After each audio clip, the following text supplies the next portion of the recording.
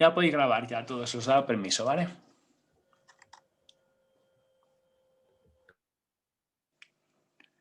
Vale, entonces, como os decía, aquí al derivar te va a quedar sumatorio de xy, que es una constante, queda como está, y la derivada del logaritmo baja abajo dividiendo. ¿De acuerdo? Ya os he dicho que es muy fácil, ¿vale? Que no te da ningún tipo de problema, porque luego las derivadas se repiten mucho, entonces no os preocupéis porque se van a repetir mucho, ¿eh? Bueno, y luego ya la derivada del logaritmo del productorio, como no tiene lambda, al derivar te queda cero, claro. Entonces, que por eso no aplica ninguna propiedad más aquí, porque no merece la pena, claro. Y ¿Y ya si lo igualamos. tuvieses un lambda en el multiplicador? Pues es que eso es lo que pasa, que si tuvieses aquí alguna lambda en algún sitio, el logaritmo de un producto se pone como suma de logaritmos neperianos. Entonces, este productorio lo podríamos sacar como sumatorio de logaritmo neperiano. ¿Vale? Ya podéis grabar los que queráis, ¿eh? Entonces, como os digo, aquí, si tuviésemos alguna lambda y hubiese merecido la pena aplicar alguna propiedad, el logaritmo de un producto se pone como suma de logaritmos neperianos. Es decir, por ejemplo, esto de aquí, lo que pasa es que no merece la pena hacerlo porque no tiene lambda, ¿no? Pero que esto a mí se podría haber puesto así, como el sumatorio del logaritmo neperiano de xy factorial. ¿Sabes lo que os quiero decir? Entonces, si hubieses querido, podías haber dado este paso, pero sería perder el tiempo. El logaritmo de un productorio es el sumatorio de los logaritmos neperianos. ¿Vale? Lo que pasa es que en este caso, como al derivar con respecto a lambda no aparece lambda, pues ¿qué más te da? Te va a quedar cero, entonces no merece la pena aplicar esa propiedad, pero vamos que la puedes aplicar si quieres. ¿De acuerdo? El logaritmo de un productorio siempre es el sumatorio de los logaritmos neperianos. El logaritmo del producto es la suma de los logaritmos neperianos. Entonces, siempre que tengáis un productorio, lo podéis sacar fuera como sumatorio. Lo que pasa es que ya te digo, en este caso no te merece la pena porque al no aparecer lambda, al derivar te queda cero. Entonces, pues sería perder el tiempo, pero vamos que lo puedes hacer, que tampoco pasa nada si lo haces. Claro. Y ya esto, por lo tanto, lo igualamos a cero. Y se forma una ecuación con una sola incógnita, que es la lambda. Ya mi objetivo va a ser despejar de aquí la lambda, ¿de acuerdo? Y ya está, ¿vale? Si quieres, este menos n lo paso con signo positivo al otro lado, nos quedaría sumatorio de xy partido por lambda igualado a n. Únicamente lo que he hecho, ¿de acuerdo? Es que el menos n lo pasa con signo positivo al otro lado. Y ya fijaos qué fácil el despeje. Lambda pasa multiplicando a la n y la n dividiendo. Y ya tienes la lambda sola. Entonces ya despejando de aquí, la lambda va a ser igual al sumatorio de xy partido por n. ¿Vale? Para que esté bien, ¿qué le falta? Porque si esto me lo dejas así, te van a poner un 0. ¿Qué le falta? El sombrero. El sombrerito, muy bien. Es el estimador máximo verosímil, hay que ponerle el sombrerito. ¿Correcto? ¿Y este estimador es famoso, es conocido, es un estadístico conocido por nosotros o no? Es la media muestral. Es la media muestral. Y entonces el estimador máximo verosímil ha quedado la media de la muestra. Claro que sí. El estimador máximo verosímil ha quedado, por supuesto, la media muestral.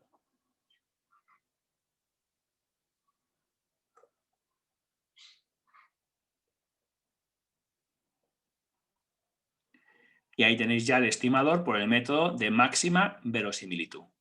¿Vale? Ya sabéis que si tu profesor quiere que le pongáis lo de la segunda derivada, pues se lo ponéis, le ponéis que la segunda derivada,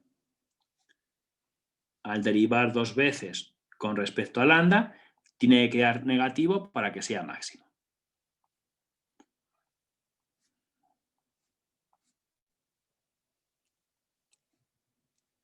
¿Vale? Si lo tenéis que poner teóricamente, pues lo ponéis y ya está. ¿De acuerdo? Que la segunda derivada tiene que ser negativa, menor que 0, para que sea máximo. ¿Vale? Y cuidado, porque este ejercicio tiene una cosa que el ejercicio anterior no lo pudimos hacer porque no te lo daban. Claro, si la gente se da cuenta, en el enunciado, por favor atentos, en el enunciado me están dando los X, Y. Entonces, claro, si te dan los elementos de la muestra, te dan los resultados de la muestra, no terminas ahora. Tienes que hacer una cosa. Tienes que calcular la media muestral y decir que el estimador máximo verosímil es la media muestral, pero puedes calcular cuánto vale. ¿De acuerdo? Entonces, mucho cuidado, porque en este ejercicio, como te dan la información, tienes que calcular la media muestral. Si no te lo dan, no lo puedes hacer, pero si te dan los XY, tienes que terminar haciéndolo. Entonces tienes que, a continuación, que sumar los XY, por favor, todo el mundo se va aquí a la tabla, suma los XY, 2 más 3 más 1 más 2 más 2 más 4 más 1 más 2 más 3 más 2, que queda 22. Y entonces tienes que coger 22 y lo tienes que dividir por el número de datos, que tenemos 10 datos. Si sumáis ahí los datos que tenéis 10 datos en total, ¿no? Pues entonces lo dividimos por 10. Y nos queda 2,2. Y es el estimador máximo verosímil. ¿Todo bien? Entonces, tener cuidado con eso, ¿vale? Si te dan los XY, tenéis que hacer la fórmula esta, la tenéis que calcular y tenéis que decir cuánto vale numéricamente. Claro, si no te dan los XY, no puedes hacerlo. Tienes que dejarlo así, como hicimos en el ejercicio anterior, claro. Como hicimos en el ejercicio de antes. Hay que tener mucho cuidado.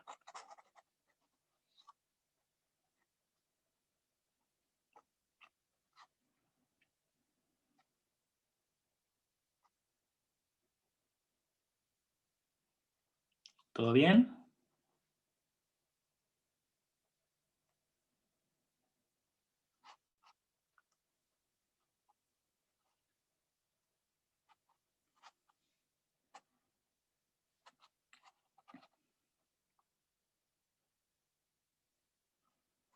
Venga, pues entonces ya está hecho el ejercicio, ya hemos estimado por máxima verosimilitud el parámetro lambda, el número medio de la Poisson.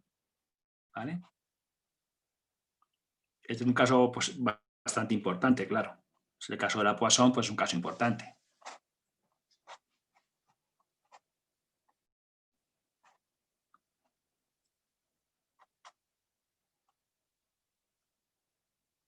Muy bien. Y voy a hacer otro ejercicio de estimar por máxima verosimilitud.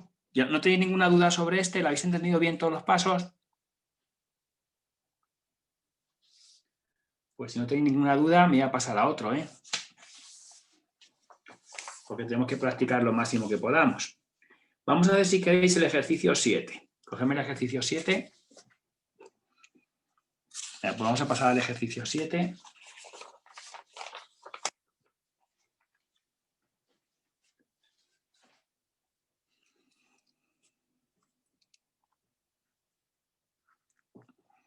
Vamos a hacer el ejercicio 7. Y dice lo siguiente, dice, se considera una población representada por la variable psi, ahí tenéis la población, la psi, el churrillo, de suerte que la distribución poblacional viene dada por la siguiente función de densidad. Nos da la función de densidad, f de x teta, y nos dice que vale 0 cuando x es menor que k, y vale teta por k elevado a teta, partido x elevado a teta más 1, cuando x es mayor o igual que k, y nos dice que la teta siempre mayor que 0. Vale, y nos dice determinar el estimador por el método de máxima verosimilitud, supuesto que se extrae muestra aleatoria simple de tamaño n. Entonces, como siempre, durante todo el curso, se extrae muestra aleatoria simple, x mayúscula,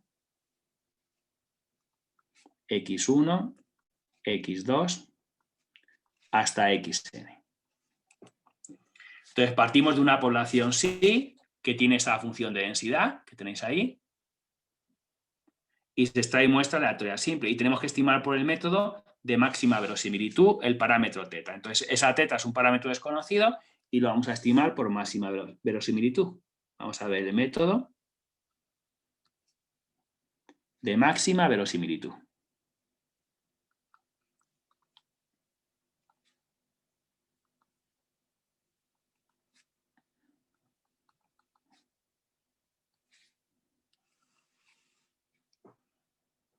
Vamos a ver el método de máxima verosimilitud.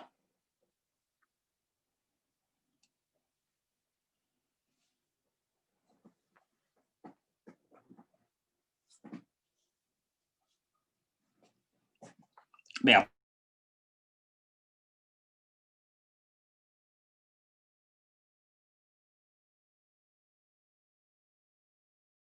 Función de verosimilitud de la muestra, L de x teta.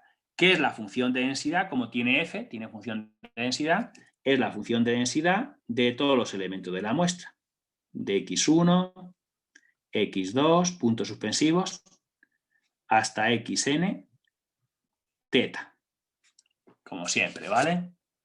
Construimos la función de verosimilitud de la muestra, L de x teta, que es la función de densidad de x1, x2 hasta xn teta. Cuando la muestra es aleatoria simple, en nuestro curso siempre, como la muestra siempre es aleatoria simple, las xy son independientes. Y entonces la función de densidad conjunta se pone como el producto de las marginales. Al ser independientes, los elementos de la muestra se puede poner como el producto de cada una de ellas. Lo pones como el productorio, desde igual 1 hasta n, de f de x y teta.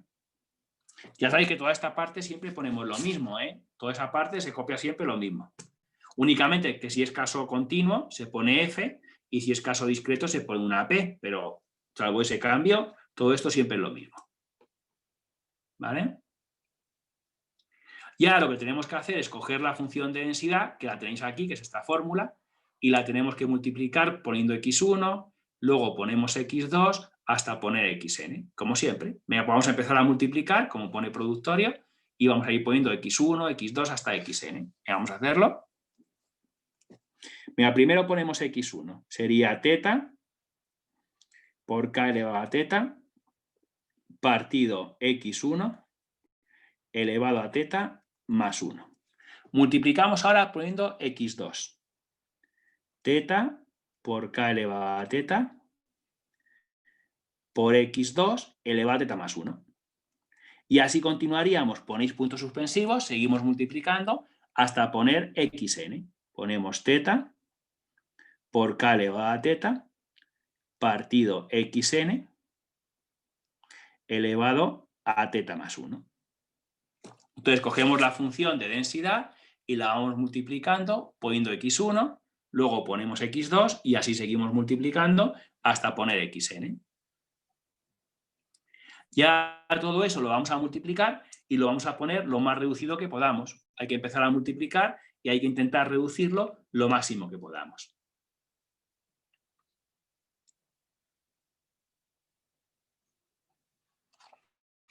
Vamos a ir reduciéndolo lo máximo que podamos.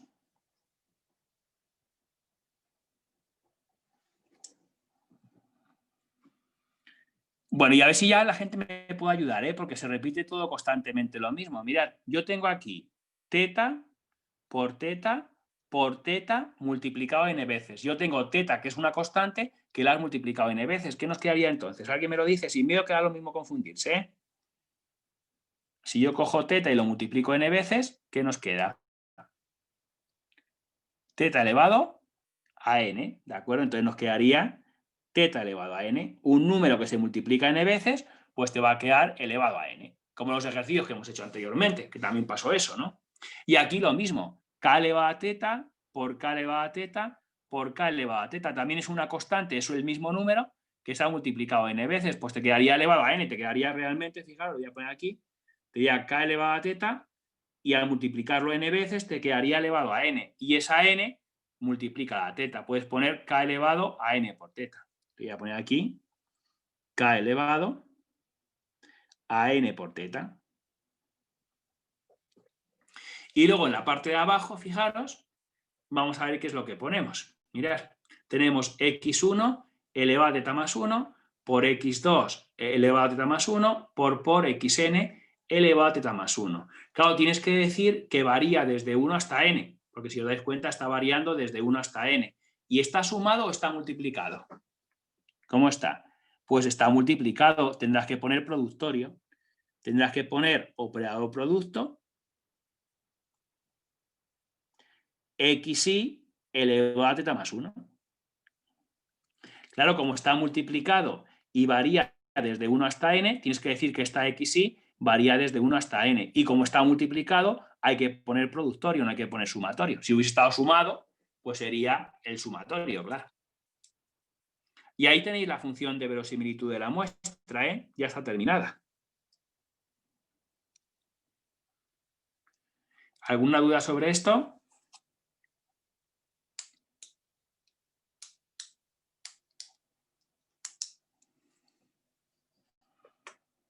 ¿No hay ninguna duda? ¿Ha quedado claro? Pues ya tenéis ahí la función de verosimilitud de la muestra. El siguiente paso ya tomaremos el logaritmo neperiano. Bueno, voy a ponerlo así para ver si la gente me lo ve bien. Me habéis puesto teta elevado a n por k elevado a n de teta, ¿vale? Y luego abajo productorio de xy elevado a teta más 1. Por favor, si alguien no ha entendido algún paso, que me lo diga, ¿eh? ¿Alguna cuestión? Me decís que la cosa que no entendáis, ¿eh?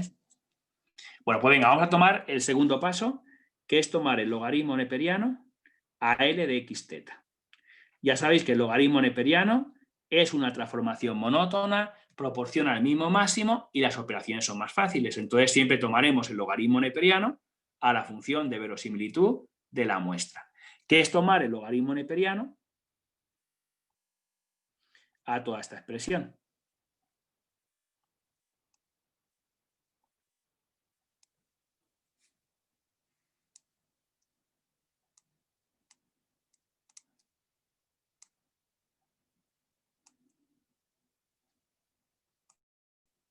Venga, vamos a tomar el logaritmo neperiano a la función de verosimilitud de la muestra, que es tomar el logaritmo neperiano a toda esta expresión, a toda esta fórmula.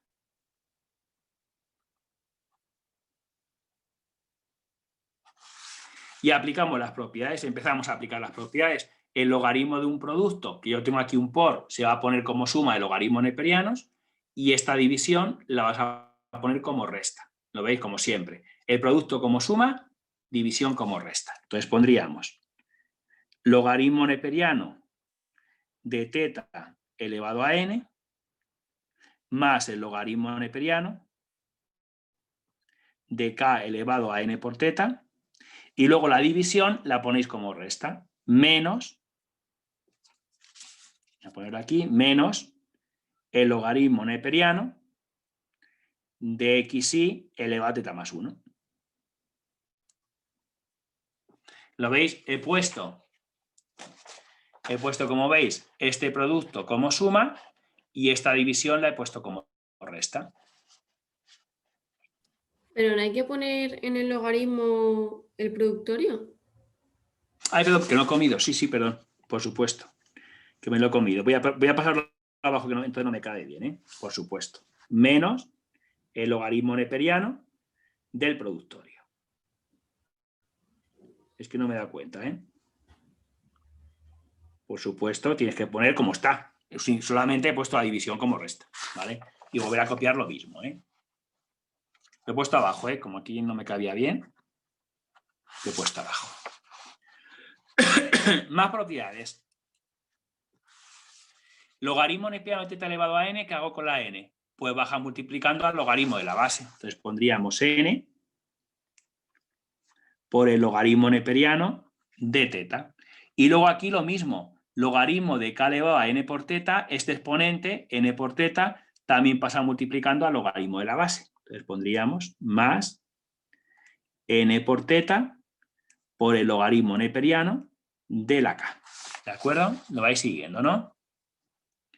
Y luego aquí el logaritmo neperiano del productorio, como aparece teta, hay que aplicar propiedades, ¿eh? Entonces el logaritmo de un productorio, que hemos dicho que se ponía como suma, como sumatorio de logaritmos neperianos. Entonces pondríamos menos, el productorio lo sacas como suma, el sumatorio del logaritmo neperiano de xy elevado a teta más 1. Entonces simplemente lo que hacemos, ¿de acuerdo? ¿Lo veis? Es que el logaritmo del productorio se pone como sumatorio de logaritmos neperianos. ¿Vale? Siempre que tengáis un productorio, lo podéis sacar fuera del logaritmo como sumatorio de los logaritmos neperianos. El logaritmo de un producto es sumatorio de logaritmos neperianos. ¿Vale? Y ya propiedades, pues mirar, en esta parte no puedes aplicar ninguna propiedad, ¿de acuerdo? Aquí tampoco puedes aplicar ninguna propiedad más, y aquí sí. El logaritmo neperiano de xi elevado a teta más 1, el exponente también se puede bajar multiplicando al logaritmo de la base. Entonces, este teta más 1 lo voy a pasar multiplicando al logaritmo de la base, que además al ser una constante, ser teta más 1, se puede sacar incluso fuera del sumatorio. ¿Vale? Entonces, lo vamos a poner así. Vamos a poner n por el logaritmo neperiano de teta, luego más n por teta, por el logaritmo neperiano de la k, y luego menos, y ahora el teta más 1 baja multiplicando al logaritmo de la base y lo saco fuera del sumatorio porque no tiene su índice y es una constante, ¿vale? Entonces luego por el sumatorio del logaritmo neperiano de xi. Mirad cómo lo hemos hecho. Esta parte no he hecho nada, lo deja como estaba. Y aquí el exponente lo he bajado abajo multiplicando al logaritmo de la base. Lo que pasa es que, bueno, en vez de ponerlo aquí, lo he sacado fuera del sumatorio, porque no tiene su índice y es constante, se puede sacar fuera del sumatorio. ¿Va bien? Y ya no se puede aplicar ninguna propiedad más del logaritmo neperiano. Pues si no se puede aplicar ninguna propiedad más, hemos terminado ya con el segundo paso. Ya hemos tomado el logaritmo neperiano a la función de verosimilitud. ¿Alguna duda, por favor? ¿Todo el mundo lo ha entendido bien? Siempre son las mismas cosas. El producto que se pone como suma, la división que se pone como resta, los exponentes que bajan abajo multiplicando al logaritmo de la base, el logaritmo de un producto que se pone como suma. O sea, si os dais cuenta, son siempre las mismas ideas. Se va repitiendo. Y ya pues vamos a hacer la maximización. Ya maximizamos el logaritmo neperiano de L de x teta. Hay que derivar el logaritmo neperiano de L de x teta con respecto a teta. Vamos a derivar con respecto a teta y luego a continuación lo voy a igualar a 0. Voy a hacer la derivada con respecto a teta. Entonces lo que vamos a hacer es derivar todo esto con respecto a teta. Vamos a derivar todo con respecto a teta. ¿Alguien se atrevería a decirme la derivada o no? Si me queda lo mismo confundirse, ¿eh? Vamos a ir por partes, a ver si la gente me puede participar un poquito. Si yo derivo n por logaritmo de teta con respecto a teta, ¿qué nos quedaría? Vamos a empezar entonces con la primera parte, que va a ser derivar n logaritmo de teta con respecto a teta. ¿Qué nos queda? Fijaos que se repite siempre la misma derivada, ¿eh? Pues te quedaría n como está, que es una constante, y la derivada del logaritmo neperiano baja abajo dividiendo. Te quedaría n partido por teta. Te quedaría n partido por teta. Siguiente, n por teta por el logaritmo de la k. Voy a derivar con respecto a teta. Claro, si derivas con respecto a teta, la teta se nos va y nos quedaría n por el logaritmo de k, que es una constante. ¿De acuerdo? Tener cuidado que no estáis derivando con respecto a k, estáis derivando con respecto a teta. Entonces, al derivar con respecto a teta, nos quedaría n por el logaritmo de k. La teta se nos va. ¿Vale? Entonces nos quedaría más n por el logaritmo neperiano de la k. ¿Todo bien hasta aquí? Y luego ya esta última parte, mirar, aquí al derivar con respecto a teta, el sumatorio del logaritmo de xi, como está multiplicando, y es una constante, queda como está. Y al derivar teta más 1 con respecto a teta, te quedaría un 1. Entonces te va a quedar menos 1, quedaría aquí la derivada, por el sumatorio. Te quedaría menos el sumatorio. Te quedaría menos el sumatorio desde igual 1 hasta n del logaritmo neperiano de xi. Claro, al derivar con respecto a teta, aquí al derivar con respecto a teta te queda un 1, te queda un 1 y aquí 0, ¿no? Entonces te quedaría un 1 que multiplicaría esta constante, claro. Y eso lo tenemos que igualar a 0.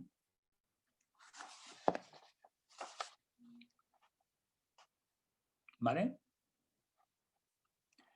ya fijaos qué fácil despejar de aquí la teta, que es mi objetivo. Saca el estimador de teta. Entonces, si queréis, esto lo voy a pasar con signo negativo a aquel lado, al segundo miembro, y esto con signo positivo. Nos quedaría n partido por teta es igual a menos n por el logaritmo neperiano de k, y esto pasaría sumando, más el sumatorio desde igual 1 hasta n del logaritmo neperiano de xy.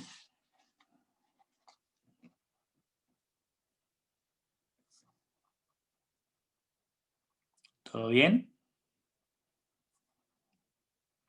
Y ya fijaos que es fácil despejar la teta. Esta teta pasa aquí multiplicando a todo esto y todo esto pasa dividiendo. Entonces, voy a hacerlo aquí yo. La teta es igual y nada, esto pasa multiplicando y todo esto dividiendo. Entonces te quedaría n partido menos n logaritmo neperiano de k y luego más el sumatorio. Desde igual 1 hasta n del logaritmo neperiano de xy. Fijaros.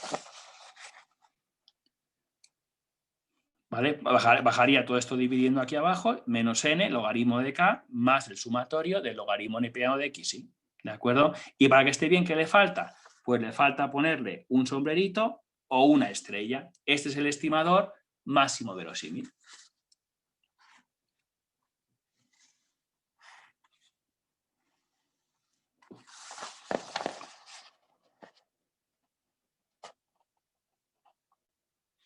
¿Correcto? Que además, si os dais cuenta, es una función de los elementos de la muestra, de los xy, es un estadístico, pero no es famoso. Fijaos que ha quedado un churro. Si os dais cuenta, aquí el estadístico que me ha quedado es un estadístico complicadísimo, ¿de acuerdo? Es una fórmula compleja, ¿vale? Pero es un estadístico, porque es una función de los xy, claro. Siempre el estimador máximo verosímil, siempre queda un estadístico, claro. ¿Vale?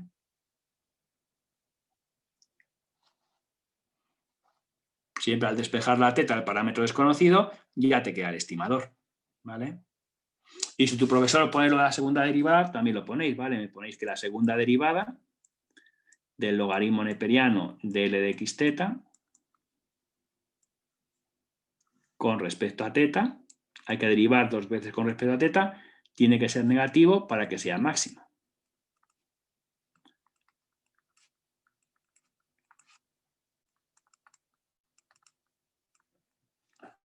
¿Vale? Entonces tienes que poner que la segunda derivada tiene que ser negativo para que sea máximo, ¿vale?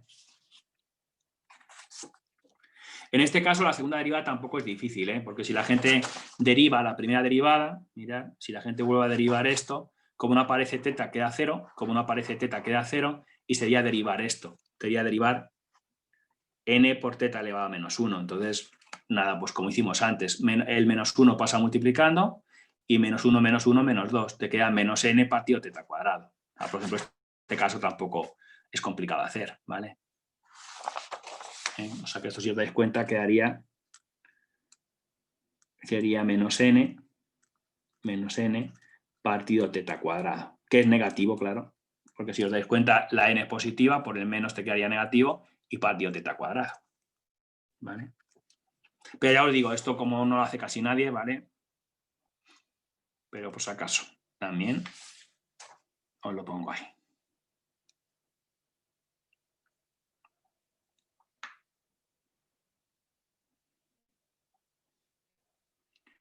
Y ahí tendríamos otro ejercicio de estimar por el método de máxima verosimilitud, un parámetro desconocido. Y además, fijaros, ha quedado un estimador con una fórmula bastante compleja. Claro, es un estadístico, porque es una función de los xy, pero no es la media muestral, ni la media muestral partido por 2, ni nada de ese tipo de cosas que son conocidos, ¿no? Ni la inversa de la media muestral, es una fórmula compleja. ¿Vale? Porque es que sabéis lo que pasa, que la gente se acostumbra a que queda mucho la media muestral y se piensa que es que siempre le va a quedar la media muestral. No, no. Lo veis, este caso no ha quedado la media muestral, ha quedado una cosa, un estadístico complejo que no tiene nombre, que no es conocido, pero que es un estadístico, porque es una función de los xy. Va bien, ¿no?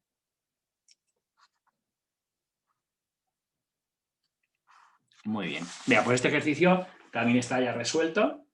Ya lo hemos terminado, ¿vale? Y vamos a hacer otro ejercicio, pero que os voy a dictar yo. Quiero que la gente me lo copie.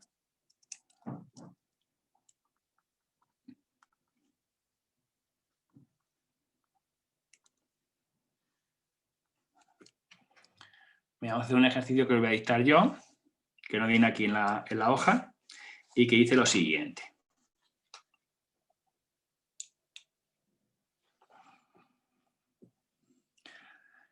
Ponerme ejercicio y os dicto el enunciado.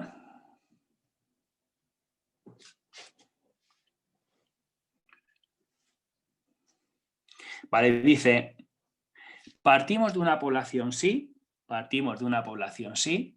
el churrillo, ponéis el churrillo, partimos de una población sí, que se distribuye como binomial 1pi, o Bernoulli pi, como queráis, ¿vale? Que se distribuye como binomial 1pi o Bernoulli pi. Que se distribuye como binomial 1pi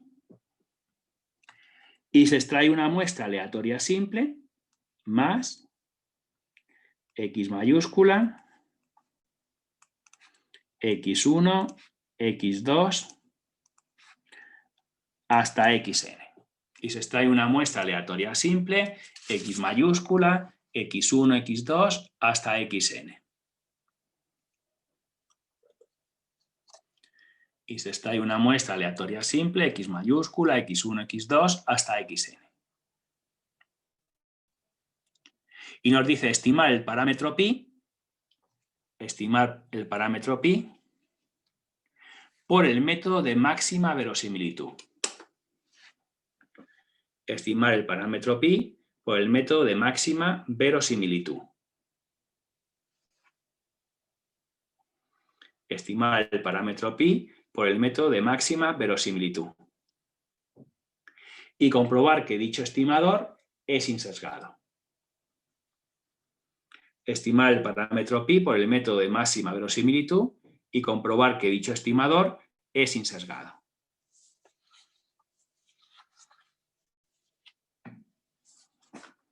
Estimar el parámetro pi por el método de máxima verosimilitud y comprobar que dicho estimador es insesgado.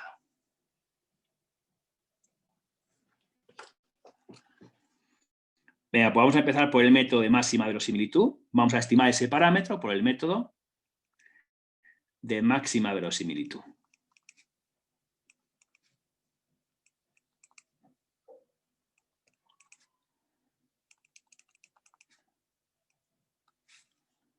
Vamos a estimar por el método de máxima verosimilitud. Tienes aquí un parámetro desconocido que es pi, que es desconocido, y lo tienes que estimar por el método de máxima verosimilitud. Venga, y lo primero siempre, construimos la función de verosimilitud de la muestra, L de x, pi. Como el parámetro desconocido es pi, ponemos L de x, pi. Y en este caso pondríamos función de cuantía o función de densidad. ¿Qué ponemos? ¿Una f o una p? Pues entonces, por favor, la gente se va a la tabla de repaso y aquí pone distribución binomial 1p, en vez de poner 1pi pone 1p, y lo veis, pone la función de cuantía, pone una p. Probabilidad de que sí sea igual a x es p elevado a x por q elevado a 1 menos x. Entonces, como es función de cuantía, pongo función de cuantía, ¿vale? Entonces ponemos función de cuantía, ponemos p de x1, x2, puntos suspensivos, hasta xn, y el parámetro desconocido pi, ¿vale? Y al ser muestra aleatoria simple, los xy son independientes. Entonces, como es muestra aleatoria simple, los xy son independientes y se pone como el producto de las marginales. Se pone como el productorio de cada una de ellas.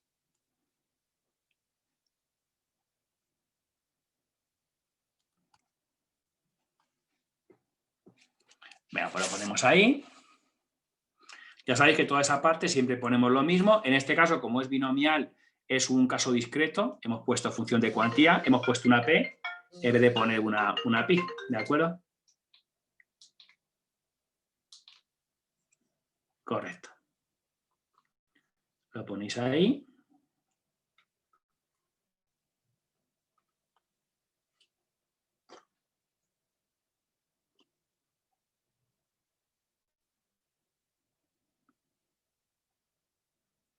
Ponérmelo ahí.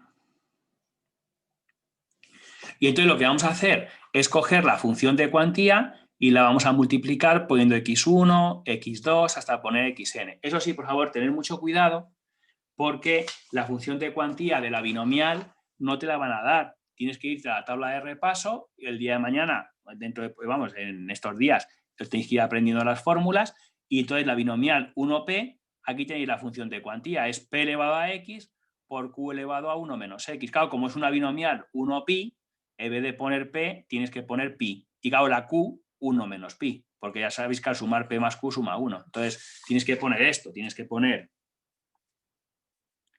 pi elevado a x, que ponemos x1, por 1 menos pi, que es la q, elevado a 1 menos x1. Entonces, la función de cuantía de la binomial 1pi es esta fórmula, es pi elevado a x1 por 1 menos pi elevado a 1 menos x1. ¿Vale? Lo miráis ahí en la tabla de repaso, ahí viene la fórmula, y esa fórmula es la que tenemos que multiplicar. Primero pondremos x1, luego pondremos x2 y así hasta poner xn. Venga, seguimos multiplicando.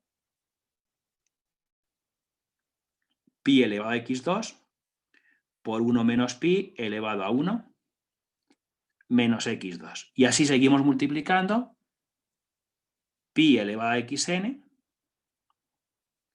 por 1 menos pi elevado a 1 menos xn. ¿Vale? Entonces cogemos la función de cuantía y la vamos multiplicando. Primero ponéis x1, luego ponéis x2 hasta poner xn, como siempre. Como es binomial 1pi, pues claro, la fórmula no te la van a dar, la tendrías que aprender tú de memoria, porque lo sabemos desde el año pasado, ¿no? Entonces hay que saberse la función de cuantía, que está en la tabla de repaso, para poderla aplicar.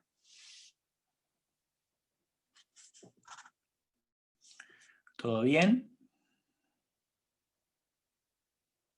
Y vamos a multiplicar todo esto y lo vamos a poner lo más reducido que podamos, ¿de acuerdo? Yo tengo aquí pi elevado a x1 por pi elevado a x2 por pi elevado a xn. Como tiene la misma base, que es la pi, puedo sumar los exponentes. Entonces yo podría dejar la base, que es la pi, y claro, al sumar los exponentes, x1 más x2 más xn, puedo poner sumatorio de xy. Claro, como están sumadas x, pues puedo poner sumatorio desde igual 1 hasta n de xy. Claro, cuando dejas la base, que es la pi, suma los exponentes y al sumar pi1, o sea, x1 más x2 más xn, queda sumatorio de xy, ¿vale? Y luego aquí fijaros, 1 menos pi elevado a 1 menos x1 por 1 menos pi elevado a 1 menos x2 por 1 menos pi elevado a 1 menos xn. Aquí vuelvo a tener la misma base, tengo 1 menos pi, la puedo dejar la base, 1 menos pi, dejo la base, y sumamos los exponentes. Y por favor, máxima atención aquí, porque hay que tener mucho cuidado. Al sumar los exponentes, yo tengo que sumar 1 más 1 más 1, n veces. Cuando tú sumas un 1 n veces, ¿qué te queda? N. Ten mucho cuidado porque hay mucha gente que me pone 1. No. Si yo el 1 lo tengo que sumar n veces. Tengo que sumar 1 más 1 más 1 n veces. Pues te va a quedar n. Si tú sumas un 1 5 veces, pues te queda 5. ¿Vale? Y luego menos x1 menos x2